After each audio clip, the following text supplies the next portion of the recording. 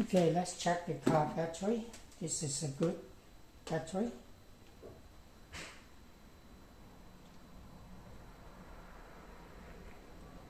The 12.46 volt. Now I power this on.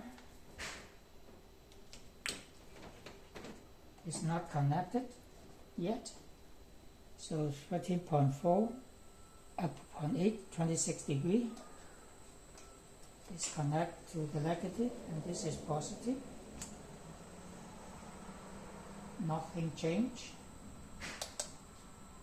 Nothing change. Nothing change. Okay. This negative. Nothing change. No response. Power this off.